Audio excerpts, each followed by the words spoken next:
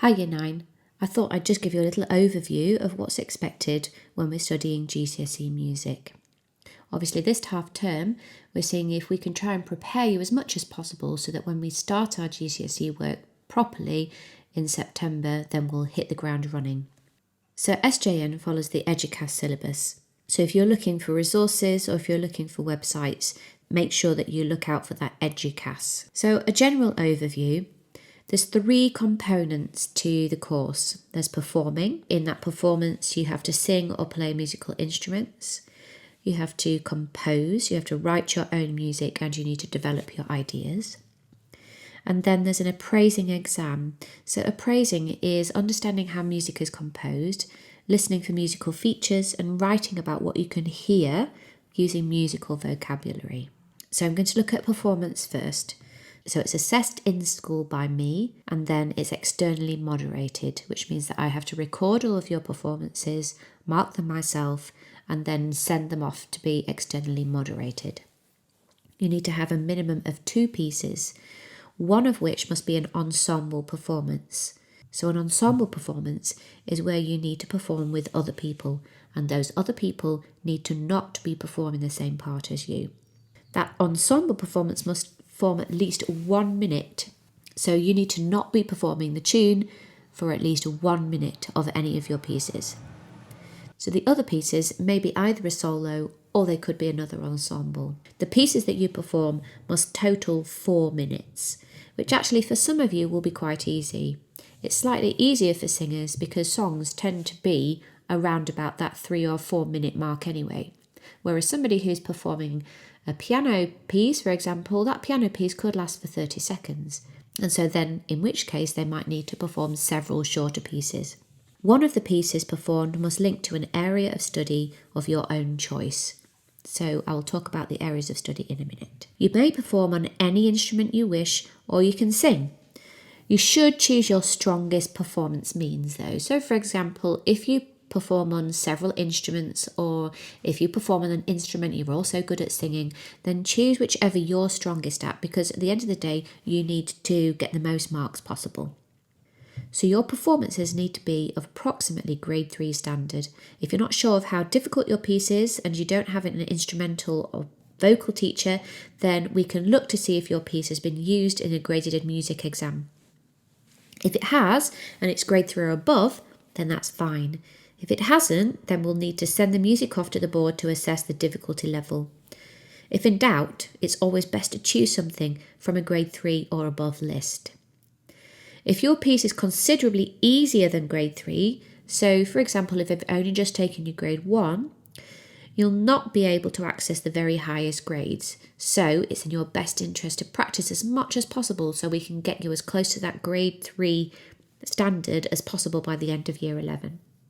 Equally, if your piece is grade 5, for example, and you're unable to perform it with perfection, then you might just as well play an easier piece, so you may as well perform a grade 3 or 4 piece, even though that's technically easier than you're capable of at the moment. We need to have the sheet music for the piece that you perform so I can assess how accurately you have followed the score.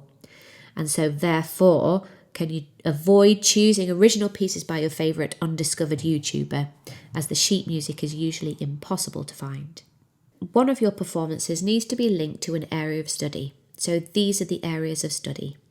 Area of study 1 is musical forms and devices. Musical form is another word for the structure. In addition to that, musical devices are little tricks that composers use to develop their musical ideas. Things like using sequences or ornaments or things like imitation. So if your piece links to area of study 1, then you need to make sure that your performance is either a piece of music composed during the Baroque, Classical or Romantic era, and we'll talk about those when we're actually studying the course. It could be a performance of a piece written in either binary, ternary, rondo, variation or strophic forms, and again we'll cover those next year.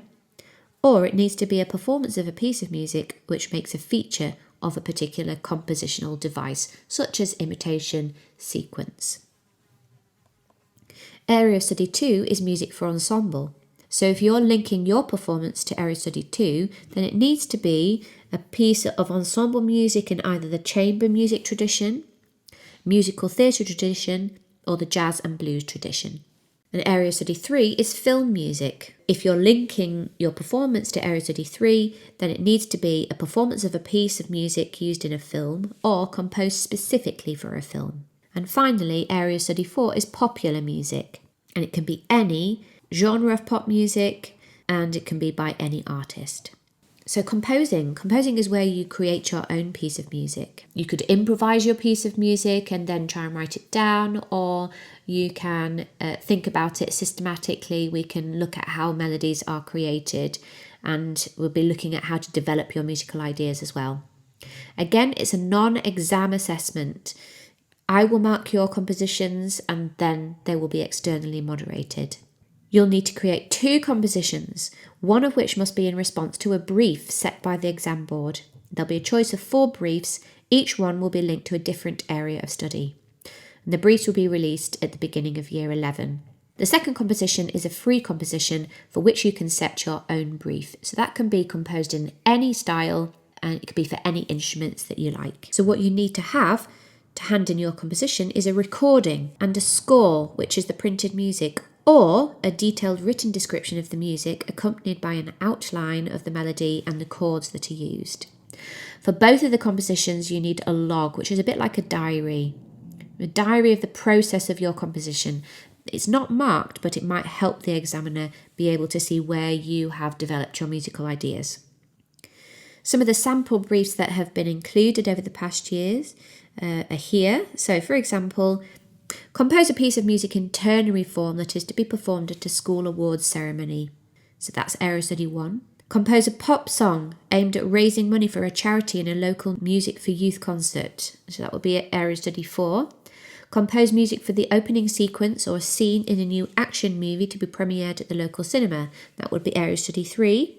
And compose a piece for 3 instruments to be performed in a showcase event at the local music college. And that would be Area Study 2, Music for Ensemble. So you would need to fulfill a brief similar to one of those.